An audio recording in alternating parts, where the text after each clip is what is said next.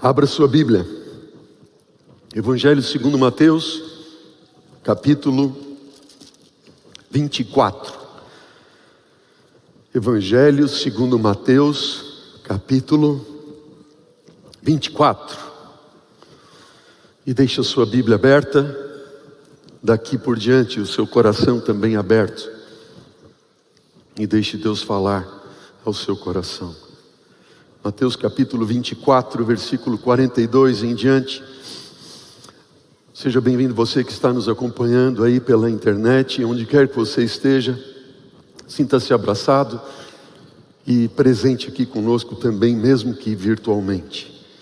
Mateus 24, 42 disse Jesus: portanto, vigiai, porque não sabeis em que dia o nosso Senhor vem. Mas considerai isto: se o pai de família soubesse a que hora viria o ladrão, vigiaria e não deixaria que fosse arrombada a sua casa. Versículo 44. Por isso, ficai também vós apercebidos, porque a hora em que não cuidais, o Filho do Homem virá. Querida igreja, presencial e distante, Jesus no livro de Mateus, no livro de Marcos, também no livro de Lucas, ele deixou relatado 20 sinais acerca da sua vinda. 20 sinais, um pouco mais de 20 sinais.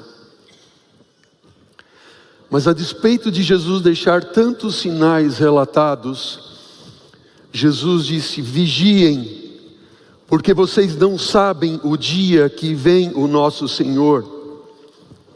Fiquem apercebidos, porque a hora em que não cuidais, a hora em que vocês não esperam, ou não esperarem, o Filho do Homem virá.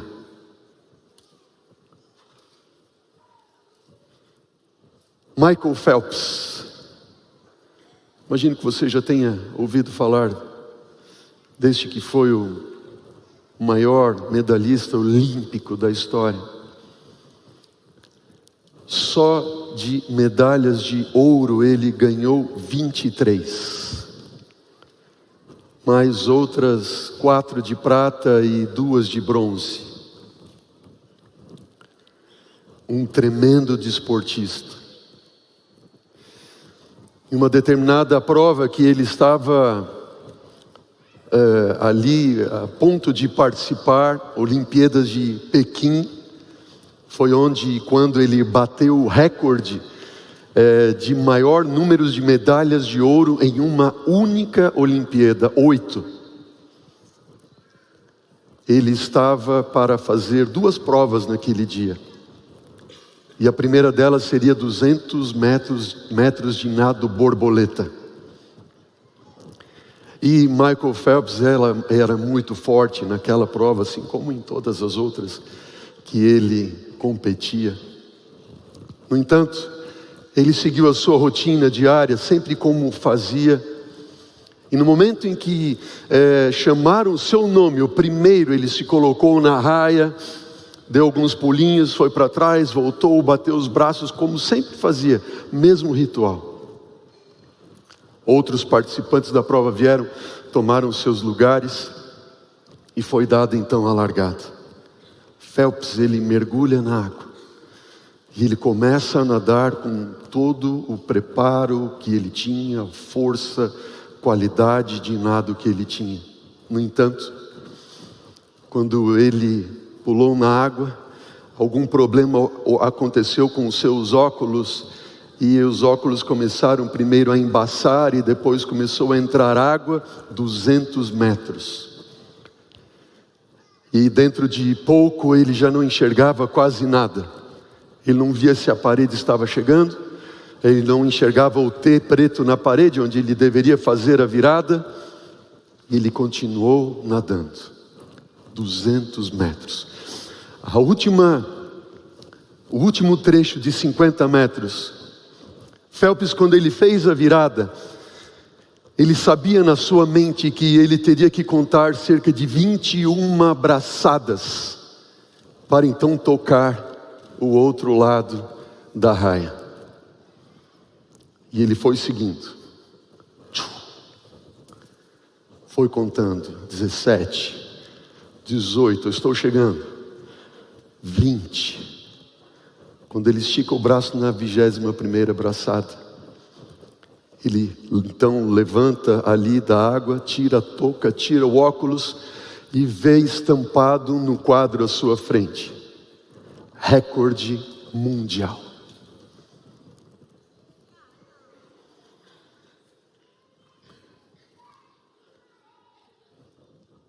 Como pode isso? A grande pergunta aqui é a seguinte: como alguém em condições tão adversas quanto as que ele estava, em relação aos seus ali que participavam com ele, pudesse fazer uma prova tão perfeita, praticamente sem enxergar? Isso não foi sem preparo. O seu treinador,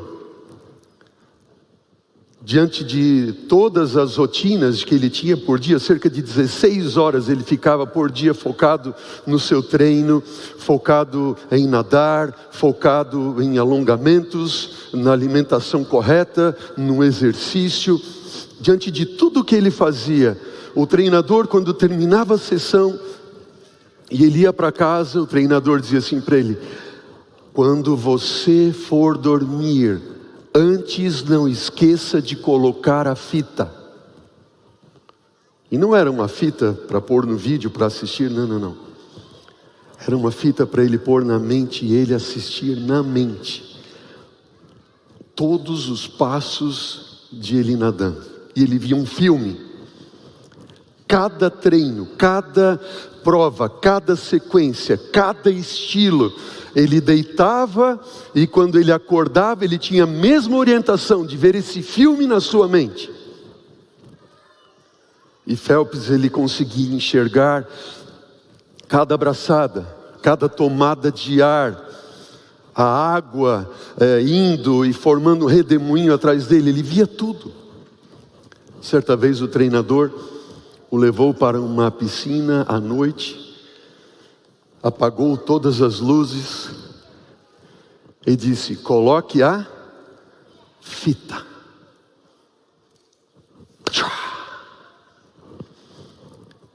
Ele nadou e na mente dele, ele só via o filme, executava aquele filme que ele tinha ali construído na sua mente e com o seu treinamento. Phelps não estava alheio a uma situação como aquela que ele passou na Olimpíada de Pequim em 2008, no dia 13 de agosto, não. Ele não foi pego de surpresa, ele estava preparado para uma situação como aquela. E enquanto ele nadava, embora não pudesse enxergar, a fita estava passando na sua mente. E ele não teve ansiedade, não teve medo, sequer ficou estressado. Mas ele seguiu fazendo aquilo que ele havia preparado. Queridos, você nunca, preste atenção nisso em nome de Jesus, você nunca se prepara para uma crise quando ela chega. O preparo para a crise deve ser antecipado. Repito, você nunca se prepara para a crise quando a crise chega.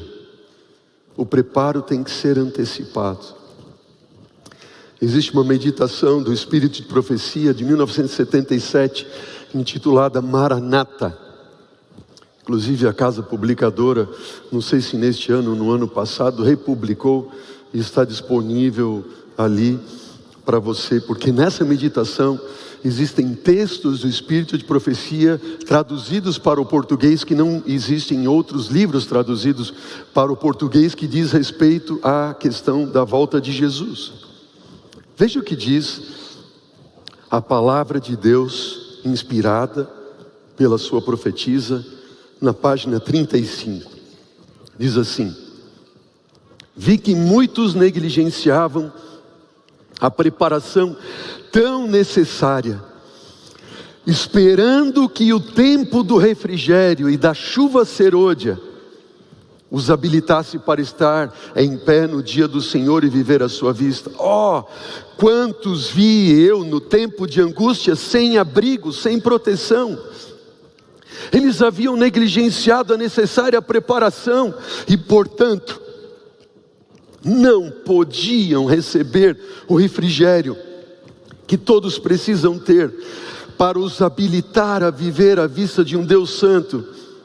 Os que deixam de purificar o espírito na obediência da verdade chegarão ao tempo em que as pragas cairão e verão que necessitam ser esculpidos, preparados para edificação.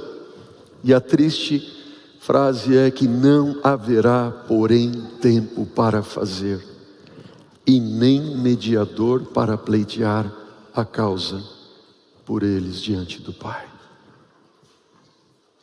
Querida igreja, olha para mim em nome de Jesus. Como está o seu preparo para a volta de Jesus? Como está, Spock? Como está, Spock? Como está, Nara, o teu preparo para a volta de Jesus? Se você acha que pode esperar vir a crise para se preparar para a volta de Jesus, você está enganado. Você está enganado.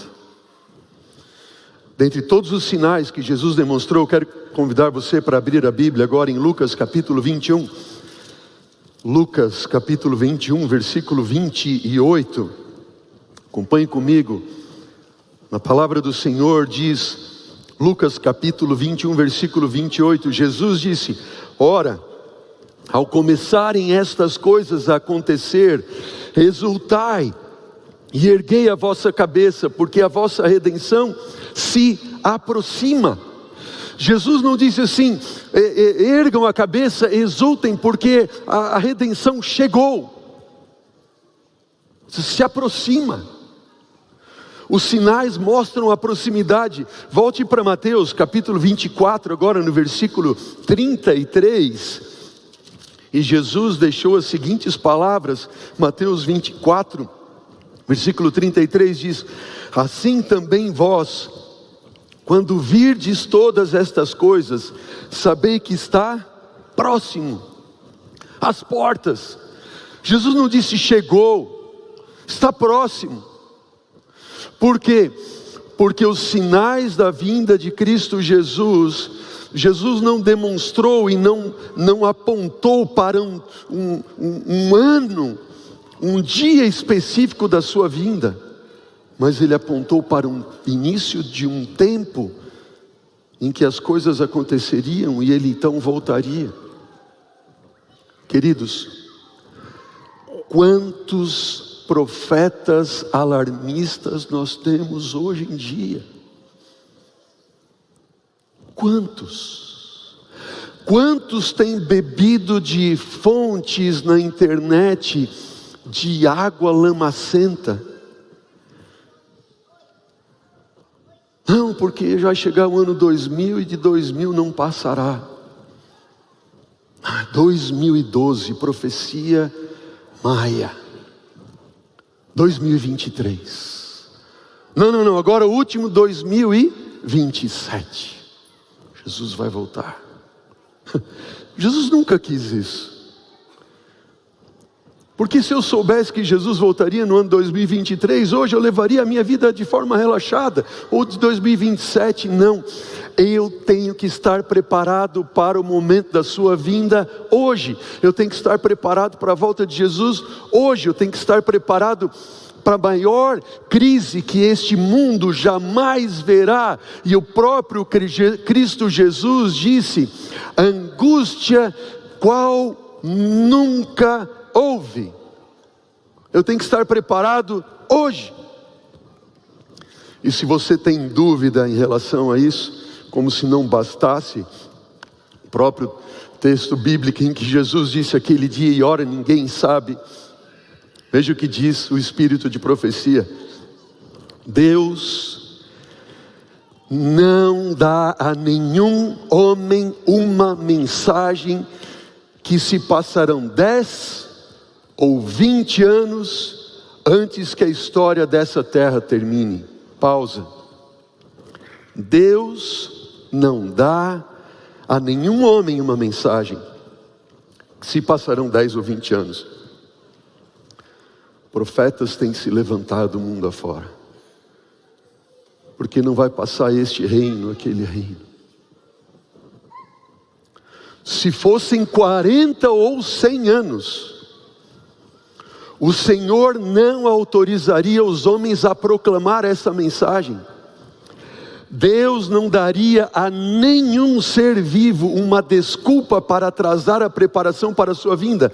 Por isso leva a negligência, porque isso leva a negligência imprudente de oportunidades e privilégios para preparar-se para aquele grande dia. Toda alma que afirma ser uma serva de Deus é chamada a fazer o seu serviço como o quê? Vamos ler juntos, igreja. Como o quê? Como se cada dia pudesse ser qual dia? Último. Você tem que estar pronto para a volta de Jesus quando? Agora. Já. Continua dizendo o Espírito de profecia: aqui está o grande fardo a ser carregado. O fardo a ser carregado por cada indivíduo. Qual é o fardo que deve ser carregado por cada um de nós? Meus pecados estão perdoados. Confessei todos os meus pecados. Cristo, o portador do fardo, Ele tirou a minha culpa. Eu tenho por acaso hoje, agora, um coração puro. A justiça de Cristo e pela fé. Ai de qualquer alma que não busca refúgio em Cristo e não conforma ao caráter de Jesus. Ó queridos, em nome de Jesus, está hoje o teu coração purificado? Você confessou hoje todos os teus pecados ao Senhor? Você está preparado para a volta de Jesus hoje? No livro Primeiros Escritos, Ellen White diz: o tempo não tem sido uma prova, um teste desde 1844. Não tem sido, desde 1844. O tempo não é mais uma prova, e nunca mais o será. O Senhor me tem mostrado que a mensagem do terceiro anjo deve ir e ser proclamada aos dispersos filhos do Senhor, mas não deve estar na dependência do tempo. Vi que alguns estavam conseguindo um falso excitamento, despertado por pregar em tempo. Mas a mensagem do terceiro anjo é mais forte do que o tempo lhe possa ser. Jesus disse em Mateus 24, conforme nós lemos: vigiai, vocês não sabem o dia e a hora. Fiquem apercebidos, porque quando vocês não esperam, o Filho do Homem virá. Queridos, Jesus está voltando. E Ele pode voltar quando? Quando? Hoje. Hoje. Só que a gente sempre pensa que nós temos o corpo fechado e não vai acontecer a mim.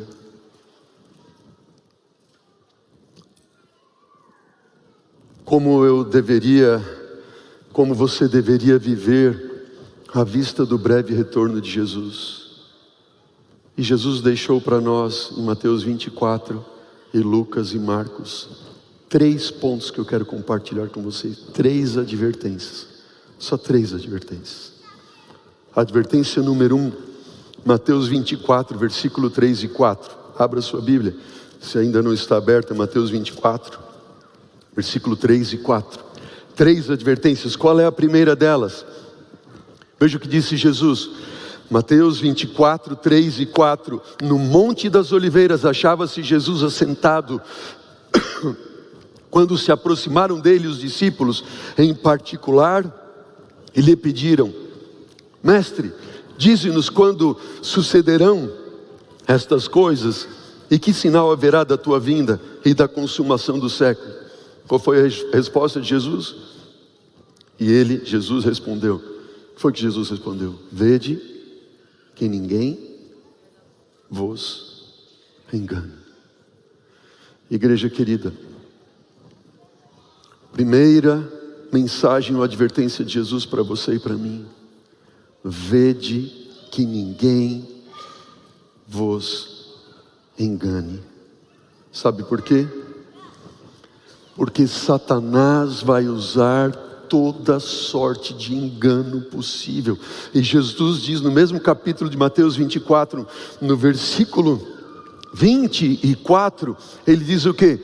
Porque surgirão falsos cristos, falsos profetas, operando grandes sinais e milagres, prodígios, para enganar, se possível, quem? Quem são os eleitos? Quem são os eleitos que, se possível, até estes mesmos seriam enganados? Os eleitos são o povo de Deus para o tempo do fim. São aqueles que estiveram aguardando a volta de Jesus. Os eleitos são e serão homens e mulheres totalmente comprometidos com Jesus, cheios do Espírito Santo, que estão e estarão disponíveis para serem usados pelo Espírito, que dedicam tempo diariamente para a comunhão com Deus através do estudo da sua palavra. Como está o seu tempo de comunhão com Deus através do estudo da sua palavra? Diz para mim, como está? Quanto tempo você tem dedicado? Veja, no livro Grande Conflito, a página 593 diz: pessoa alguma, a não ser que os que fortaleceram o Espírito com as verdades da Escritura, poderá resistir no último grande conflito. Uau! Ó querido, em nome de Jesus, se você perder todo o restante dessa mensagem, você tem que guardar isso, em nome de Jesus. Veja o que diz: pessoa alguma, a não ser os que se fortaleceram, ou que fortaleceram o Espírito com as verdades da Escritura, poderá resistir no último grande conflito. Olha para mim, em nome de Jesus. O engano vai ser tão grande, o que a gente tem visto ainda é tão pouco, e o diabo vai usar toda sorte de engano possível, que enganaria, se possível, os escolhidos, aqueles que dedicaram sua vida a Deus, que comungaram com Deus, que estiveram ali com Cristo dia a dia, se dispondo a pregar, a ser instrumento nas suas mãos. E a única forma de você e eu não sermos enganados, é se nós tomamos tempo com as Escrituras nas mãos, lendo, estudando, esquadrinhando, conhecendo o caráter do nosso Deus. Ó queridos, quanto tempo você tem passado em comunhão com Deus através das suas Escrituras? Quanto tempo? Quanto tempo? Diz para mim.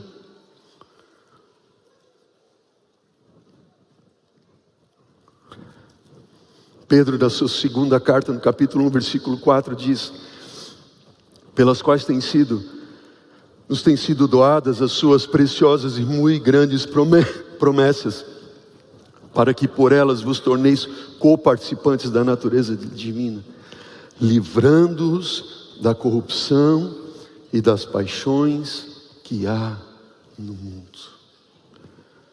Somente através da palavra,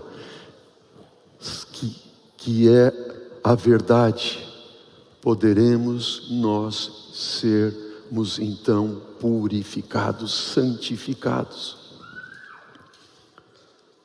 Só que hoje, nem a lição da escola sabatina aqui me dá um estudo básico das Escrituras. Eu leio, eu estudo.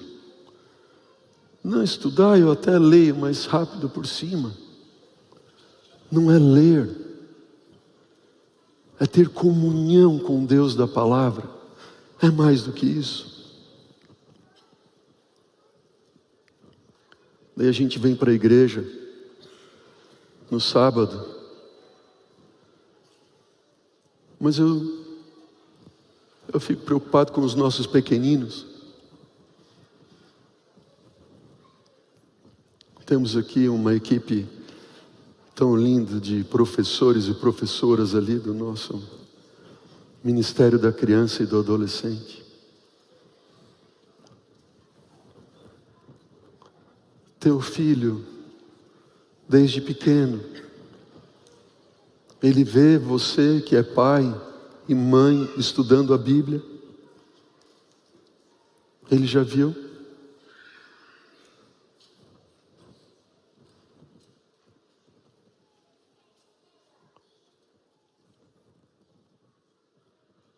Ou para o teu filho e tua filhinha desde pequeno, de pequena ali. Religião, cristianismo, adventismo. É aquilo que vocês veem, ou que eles veem vocês fazendo no sábado pela manhã, colocando a roupa bonita, cheirosa e vindo à igreja.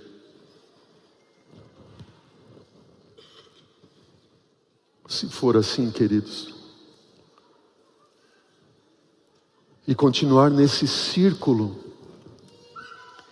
em que as crianças vão crescendo, se tornando juvenis, adolescentes, e quando chegam à idade de se tornar jovens, que começam a questionar tudo na sua vida, eles vão dizer: se isso é religião, isso é bobagem.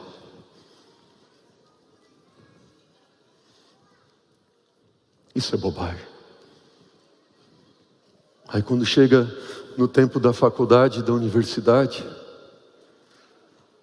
começa as rodas dos amigos e das conversas e dos encontros, nos pubs, nas baladas. Mas todo mundo vai. Por que eu não posso ir? Eu não bebo nada. Eu só vou lá com eles. E os shows? Oh, queridos, em nome de Jesus, se não houver um despertamento de comunhão verdadeira com Deus, nós vamos nos perder e levar os nossos a se perderem. Porque muitos dos nossos filhos, eles vivem uma religião. Talvez religião ainda seria uma palavra muito boa. Quem sabe religiosidade seria melhor. Vive uma religiosidade emprestada dos pais. Alguns vivem uma religião emprestada dos pais. Ou tem algum tipo de espiritualidade emprestada dos pais. O maior desafio que nós temos é fazer com que os nossos pequenos não só conheçam as histórias da Bíblia, não só conheçam dos reis e dos milagres, mas que eles acreditem de verdade que esse Deus da Bíblia é o Deus delas. Amém? Mas isso não vai acontecer se você for um pai que vem para a igreja no sábado, mas durante a semana vive desesperado, vive angustiado, vive agoniado, vive perdido, vive lutando, vive brigando, vive xingando.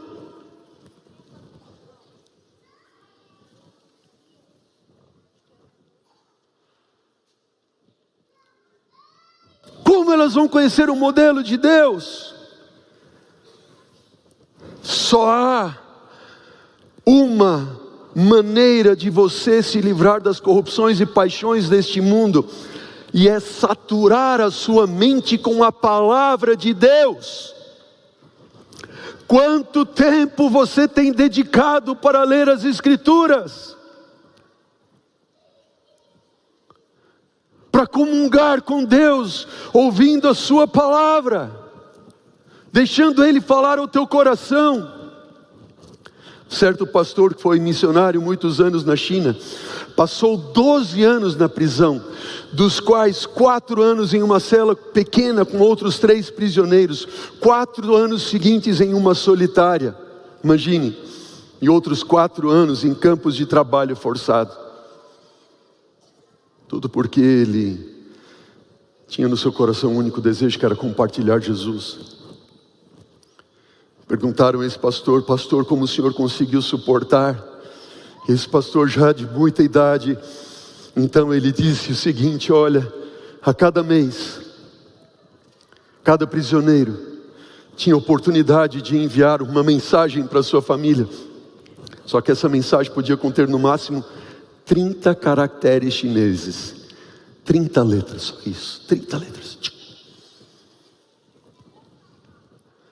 E cada prisioneiro não era chamado pelo nome, mas sim por um número. Prisioneiro 921, prisioneiro 362, todos eles tinham um número. A identidade deles era um número. Certa vez, quando eles estavam fazendo algumas atividades, ele ouviu ao som o chamado do guarda para com um prisioneiro, dizendo: prisioneiro 121, compareça assim assim. Naquele momento, ele teve uma ideia. 121,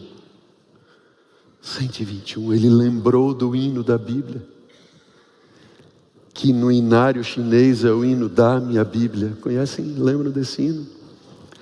Dá-me a Bíblia, livro tão precioso, santas doutrinas, fonte é de luz. Os seus ensinos são deleite e gozo, que nos conduzem para o bom Jesus. Amém. No próximo bilhete que ele mandou para sua mãe, ele escreveu assim: preciso de um caderno com 121 páginas. Só isso. A mãe dele recebeu o bilhete: preciso de um caderno de 121 páginas. 121, o que ele quer dizer com 121 páginas? Dá-me a Bíblia. Ele quer uma Bíblia. E as mulheres enviavam para os prisioneiros barras de sabão. Eles tinham uma condição completamente precária. E aquela mãe então pegou um Novo Testamento pequeno, embrulhou num plástico, fez ali a barra de sabão, colocou dentro, colocou junto ali com um caderno, enviou para ele e disse assim, quando ele recebeu com um bilhete que estava escrito: aqui está o seu caderno de anotações, em uma barra de sabão especial, que é tudo o que você precisa para se tornar limpo. Ele sabia muito bem o que a sua mãe estava dizendo. Aí ele pegou ali, abriu o sabão, pegou a Bíblia. Sabe o que esse pastor disse? Ele disse o seguinte: diariamente a palavra de Deus me fortaleceu. Eu me banqueteava com a palavra do Senhor. Ela se tornou a minha companheira preciosa na prisão.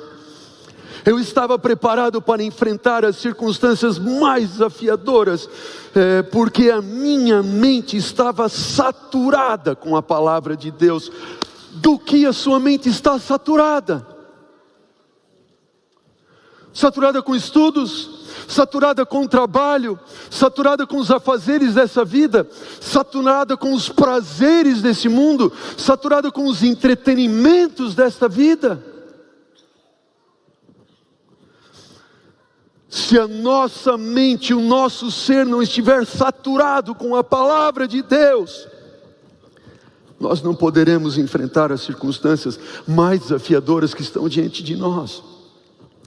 Mas Deus quer que você passe tempo com Ele através da sua palavra, ouvindo Ele falar aos teus ouvidos, ao teu coração.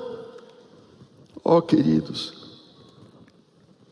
diariamente deixa Deus moldar o teu caráter, transformar a sua vida através do Espírito que inspirou as Escrituras.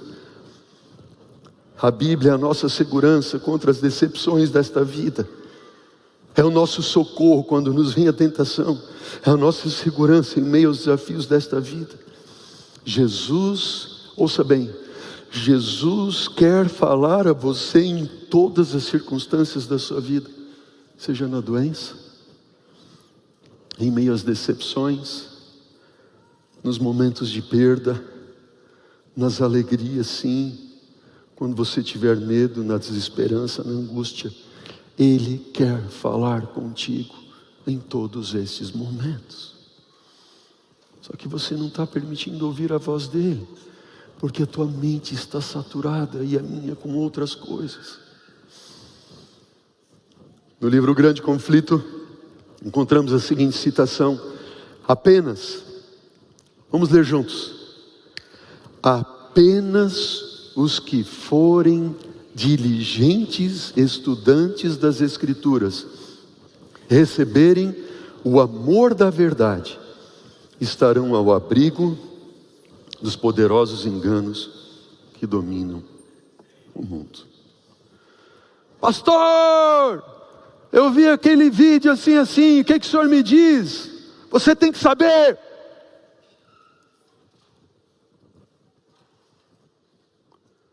Aqueles que comungam com Deus através do estudo da sua palavra, Jesus disse, que ninguém vos engane, saturados com a palavra de Deus. Agora, se você acha que pode enfrentar as lutas desta vida e as provas por vir, sem estar embebido da palavra de Deus, você está enganado, você está enganada.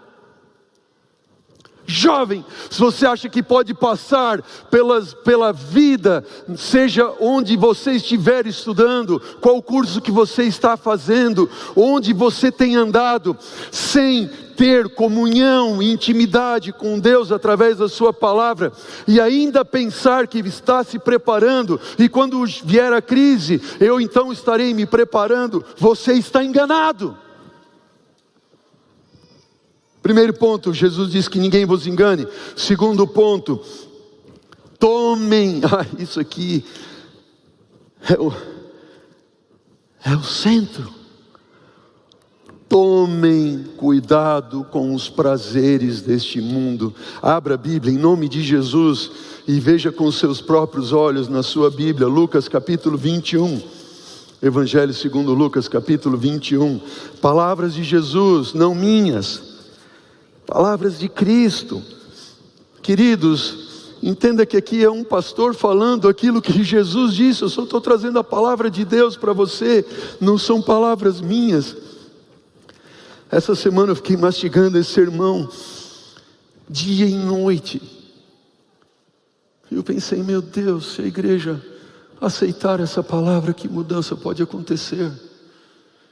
Que mudança pode acontecer na vida de pais desesperados, de filhos perdidos? Que mudança! Veja o que Jesus disse, não eu. Lucas capítulo 21, versículo 34 a 36. Leia comigo, versículo 34 a 36 de Lucas 21. Jesus disse, acautelai-vos por vós mesmos, para que nunca vos suceda que o vosso coração fique sobrecarregado com as consequências do que, igreja? Da orgia e da embriaguez e do que mais? Isso, das preocupações deste mundo. E para que aquele dia não venha sobre vós repentinamente, como um laço, pois este dia há de sobrevir a todos os que vivem sobre a face de toda a terra. Vigiai, pois, em quanto tempo? Todo o tempo, orando, para que possais escapar de todas estas coisas que têm de acontecer e estar de pé na presença do Filho do Homem. 3 palavras de Jesus: acautelai-vos, para que o vosso coração não fique sobrecarregado com orgia, embriaguez e as preocupações deste mundo. Ouça o que Jesus tem para falar para você e para mim nesse momento. São orgias. Orgia, nesse sentido bíblico, quer dizer um estilo de vida onde o prazer se torna a prioridade da minha vida. O que Jesus quis dizer com orgia? É um estilo de vida onde o prazer se torna a prioridade da minha vida. Embriaguez. Cuidado, disse Jesus, acautelai-vos, que o coração de vocês não seja sobrecarregado com embriaguez. Pode se aplicar ao álcool, sim, mas é muito mais do que isso. Se embriagar aqui é ficar intoxicado com as coisas deste mundo e não saturado com as coisas da eternidade. Vou repetir: se embriagar é estar intoxicado com as coisas deste mundo e não saturado com as coisas da eternidade. É uma fascinação às coisas deste mundo. E Jesus falou das preocupações do mundo. Sabe o que Jesus quer dizer com isso? Tudo o que te deixa tão ansioso a ponto de tomar todas as tuas atenções para os cuidados desta vida, ao invés de focar no preparo para a volta de Jesus. Pegaram a ideia? Se você não entendeu, eu vou reler agora, aplicando essas palavras de Jesus. Mais ou menos como se Jesus estivesse dizendo assim: cuidem, preste atenção. Em nome de Jesus, ouça. Filho, filha de Deus, cuide. Cuide para que não aconteça que o coração de vocês esteja nos prazeres deste mundo, de modo que eles se tornem prioridade na vida de vocês. Número 2, cuidem para que vocês não fiquem intoxicados com as produções hollywoodianas, não fiquem intoxicados com o modismo deste mundo, com as músicas deste mundo, com a dieta deste mundo. Cuidem para que as preocupações deste mundo tirem o olhar de vocês daquele que é a salvação e a vida, daquele que é o princípio e o fim, daquele que detém a última palavra, para que o dia do Senhor não venha sobre vocês como um laço. Cuidem.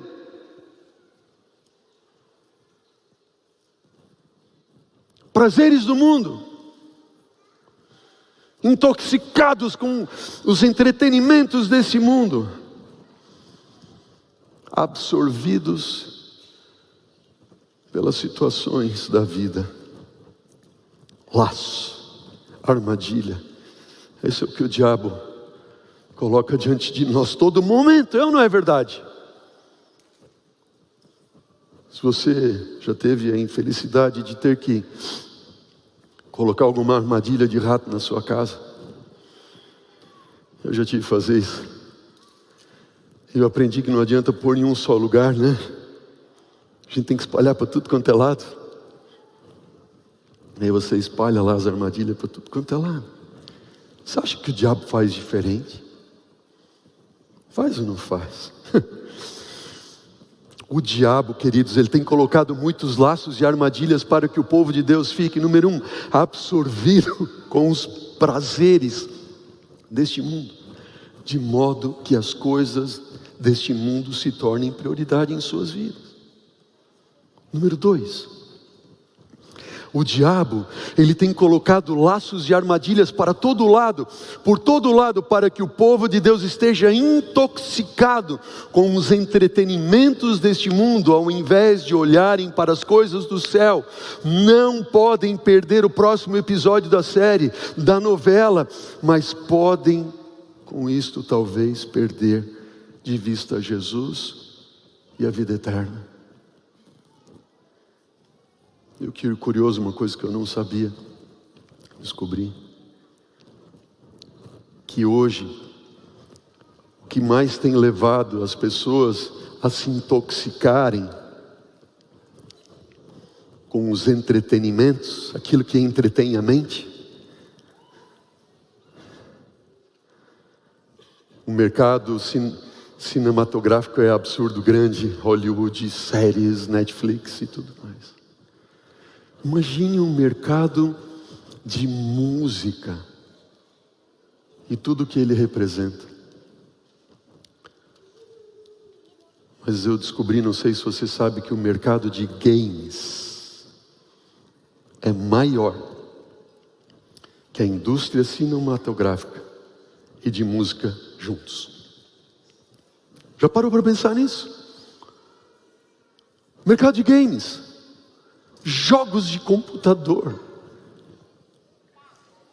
Esse mercado é maior que a indústria cinematográfica e de música juntos, e está crescendo a cada ano mais e mais. Intoxicando a mente. E o triste é que muitos pais, às vezes, passam a noite com os filhos jogando. E alguns depois vêm desesperados: pastor, o que eu faço? Meu filho não quer saber de Deus, da igreja. O que eu faço? O que eu faço? O diabo tem colocado muitos laços e armadilhas para que o povo de Deus, e você que faz parte do povo do Senhor, esteja tão ocupado com as preocupações desta vida, trabalho e mais trabalho, de modo a ficar tão ansioso para resolver os seus problemas, e venha a se esquecer de Deus. Você diz que é cristão, você acorda de manhã, ora, mas passa o dia como se Deus não existisse.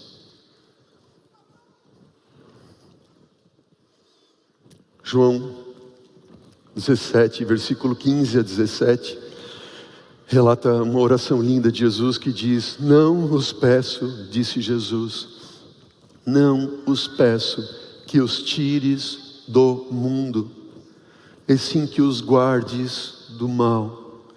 Eles não são do mundo, assim como eu também não sou, disse Jesus. Santifica-os na verdade. Pai, a tua palavra é a verdade. Ó Senhor Deus, não peço que os tires do mundo, eles são a luz e o sal do mundo. O mundo todo é uma desgraça, sem eles seria um desespero total.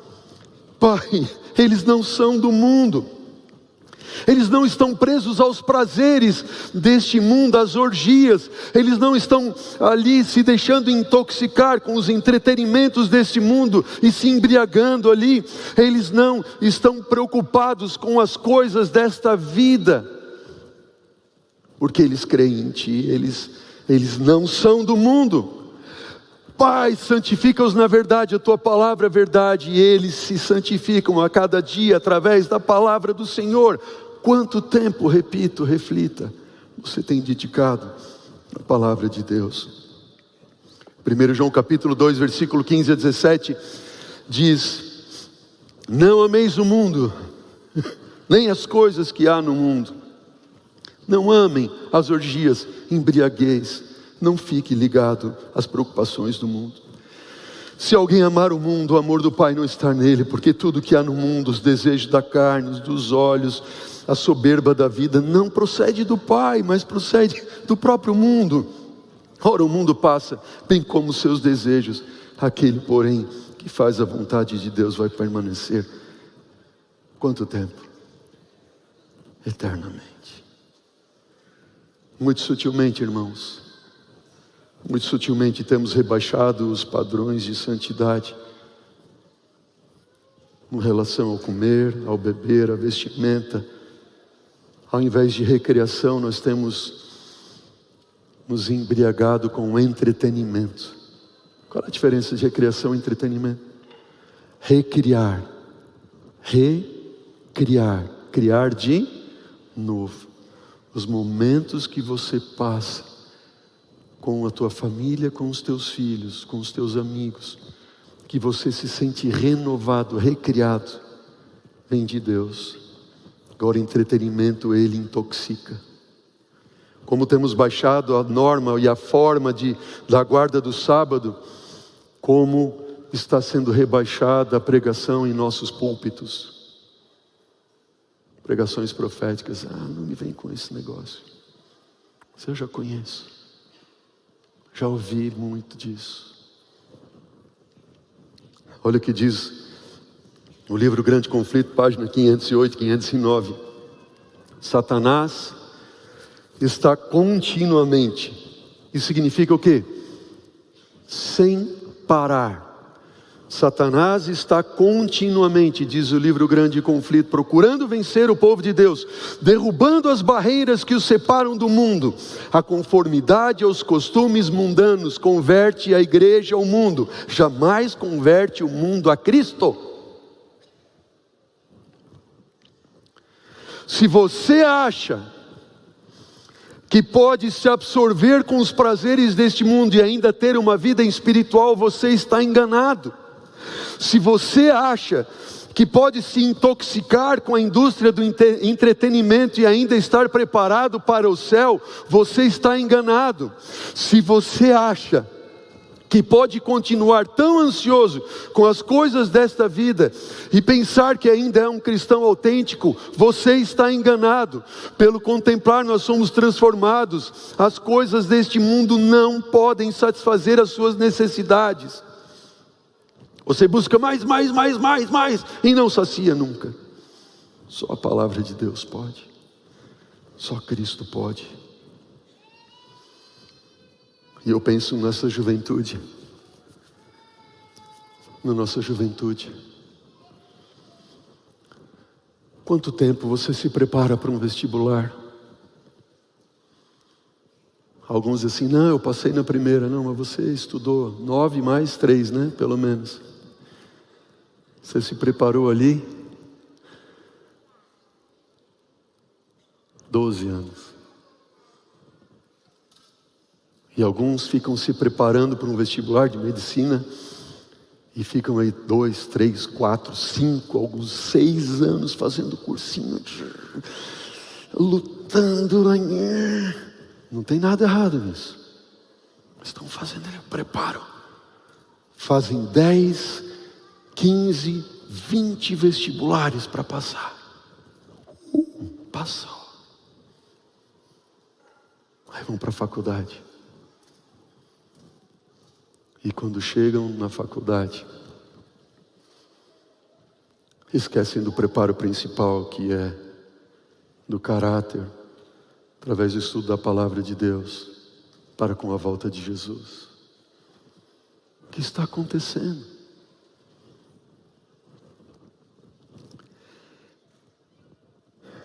6 de novembro de 2020, 2 anos atrás, vai completar agora, recém, saiu a notícia do jornal da região, aqui da nossa região, recém-formado médico, mato-grossense, aí diz o nome dele, 24 anos, morreu na manhã desta sexta-feira, dia 6 de novembro de 2020, após ter 70% do seu corpo queimado.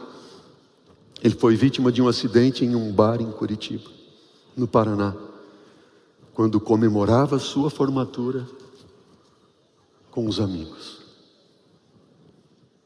comemorando a formatura. De acordo com as informações locais, ele estava no bar The Oak Winter and Beer na noite de quarta. Uma das funcionárias do local estava com um recipiente de álcool nas mãos, mexeu em um aquecedor da mesa do jovem, houve uma explosão, Leonardo foi atingido. Seus amigos também foram atingidos, mas ele não suportou os ferimentos e morreu. Jovem, se você acha que festa com os amigos, bares e baladas, shows, se você acha que colocar Jesus em segundo plano não tem problema, você está enganado. Escuta o que eu vou te dizer. Ninguém que se coloca deliberadamente no terreno do inimigo sai ileso. Vou repetir. Ninguém que se coloque deliberadamente no terreno do inimigo sai ileso. O diabo vai tomar uma parte. E às vezes você vai pagar um custo tão alto que não tem como cumprir o concheque ali. Meu pai mora no sítio, no interior. Um lugar lá bem escondido, no meio do mato, como ele diz. Ele fala que dali é mais rápido para ir para o céu, né? Mas ele consegue se comunicar com a gente através de uma anteninha que tem lá. Aquela anteninha recebe um sinal de internet, mas para que a internet chegue e ele consiga se comunicar conosco, a antena tem que estar voltada para onde? Para o lugar certo, para o ponto correto. Às vezes vêm as tempestades, balançam a antena, muda um pouquinho, tem que chamar o técnico e colocar de volta para o lugar. O que eu estou falando aqui, queridos, não é que eu quero que você se torne um cristão fanático, absolutamente não. Um cristão perfeccionista, não. Porque um cristão fanático, perfeccionista, ele sofre de esquizofrenia espiritual. Também falo, talvez a muitos que são cristãos apáticos e indiferentes, nesse caso você sofre de amnésia espiritual. Mas Deus quer que você e eu, nós nos tornemos cristãos autênticos. O que é um cristão autêntico? É o cristão totalmente consagrado.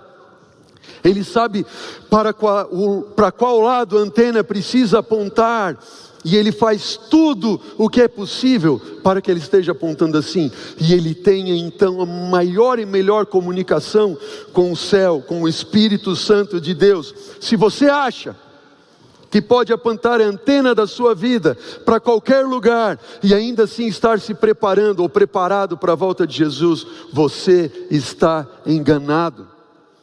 E o terceiro e último ponto, Mateus capítulo 24. Volte a sua Bíblia enquanto eu tomo um pouco de água. Mateus 24. O que foi que Jesus disse? Número 1, que ninguém vos engane. Número 2, tomem cuidado com os prazeres desse mundo. Número 3, faça o que o teu Senhor te mandou fazer. Mateus 24, versículo 45 a 48. Jesus diz, não eu, as seguintes palavras: quem, pois, é o servo prudente e fiel, a quem o Senhor confiou aos seus conservos para dar-lhe sustento ao seu tempo? Bem-aventurado, mais que feliz aquele servo a quem o seu Senhor, quando ele vier, achar fazendo assim. Em verdade vos digo que lhe confiará todos os seus bens. Mas se aquele servo, sendo mau, disser consigo mesmo, o meu Senhor se demora. Versículo 50 diz o quê? Virá o Senhor daquele servo em dia que ele não espera e a hora em que ele não sabe. Qual é a palavra do Senhor para o seu povo no tempo do fim? Pois o que Jesus disse é: o servo faz aquilo que o Senhor, seu Senhor, lhe mandou fazer. Atos capítulo 1, versículo 7 e 8, Jesus disse o quê? Não vos compete conhecer tempos ou épocas que o Pai reservou para sua exclusiva autoridade. Jesus não está preocupado com o tempo, mas com o preparo. E ele diz, mas vocês vão receber o poder ao descer sobre vós o Espírito Santo, e sereis minhas testemunhas, tanto em Jerusalém, como em toda a Judeia e Samaria, e até os confins da terra. Mateus 28, versículo 19 e 20, Jesus deu a ordem dizendo: vão, ide portanto, façam discípulos de todas as nações, batizando-os em nome do Pai, do Filho e do Espírito Santo, ensinando-os a guardar todas as coisas que vos tenho ordenado, e eis que eu estou com vocês todos os dias, até o fim dos tempos. Em Mateus 24, 14, Jesus disse: então esse evangelho do reino será pregado para testemunho de todas as nações, e o fim virá. Você vai estar preparado? Não espere chegar o tempo. Se você não estiver preparado hoje, você vai ver que será tarde demais. Aquele que segue a palavra do seu Senhor, ele se torna uma testemunha. Ele entrou no Uber, ele fala. Ele está no banco, ele fala. Ele está na faculdade, ao invés de ir para baladas, ele diz: não, eu sigo a Deus. Você careta, não, eu tenho algo melhor que aquilo que olho não viu, ouvido não viu, eu vou ver. Se você, não importa quem seja você, Deus chamou você para ser luz e sal. Se você é um mecânico, dona de casa, um estudante, um médico, um terapeuta, engenheiro, motorista de aplicativo, não importa, balconista, seja uma testemunha por onde você passar. Hoje, diz o Espírito de profecia, devemos vigiar a fim de não pecarmos por palavras e atos. Precisamos buscar hoje a Deus, estar decididos a não ficar satisfeitos sem a sua presença. Devemos vigiar e trabalhar e orar como se hoje fosse o último dia que a nós fosse concedido. Quão intensamente zelosa então seria a nossa vida? Quão de perto seguiríamos a Jesus em todas as nossas palavras e ações? Queridos, eu encerro com essas palavras. Se você acha que pode esperar vir a crise para se preparar para a volta de Jesus, você está enganado. Se você acha que pode enfrentar as suas lutas desta vida e as provas por vir sem estar embebido da palavra de Deus, você está enganado. Se você acha, e eu também, que eu posso me absorver com os prazeres desse mundo e ainda ter uma vida espiritual, nós estamos enganados. Se nós acharmos que podemos nos intoxicar com a indústria do entretenimento desse mundo, miserável que eu sou, e ainda estar preparado para a volta de Jesus, eu estou enganado. Você está enganada. Se você acha que pode continuar tão ansioso quantas coisas dessa vida e ainda achar que pode ser um cristão autêntico, você está enganado. Eu estou enganado.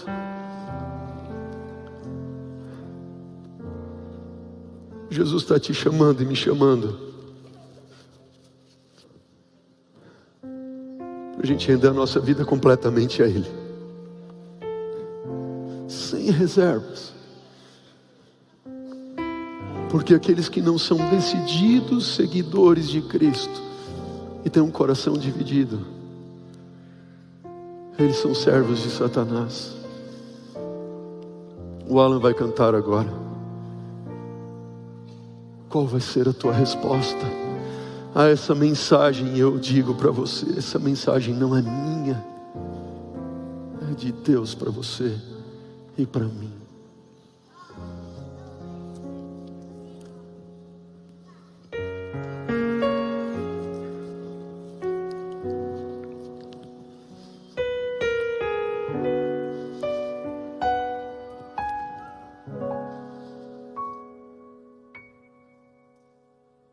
Quando Jesus te chama e tu não vens, pra onde vais então? Voltas pro mundo e tudo que contém, mas voltas triste como ninguém, porque voltar pro frio gelado que destrói e abandonar os braços de amor do Pai, porque insistir no que te faz tão mal, no que te rouba a paz.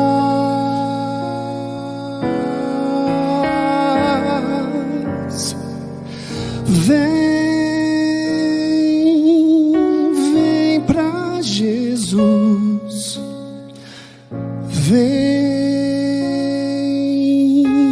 Vem pra Jesus.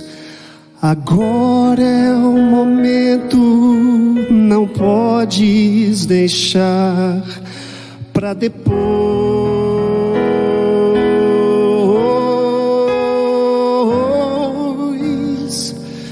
Vem pra Jesus. Vem pra Jesus. Agora é o momento, não podes deixar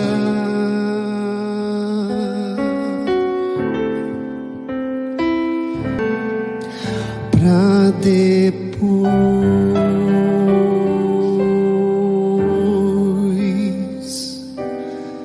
Quando Jesus te chama e tu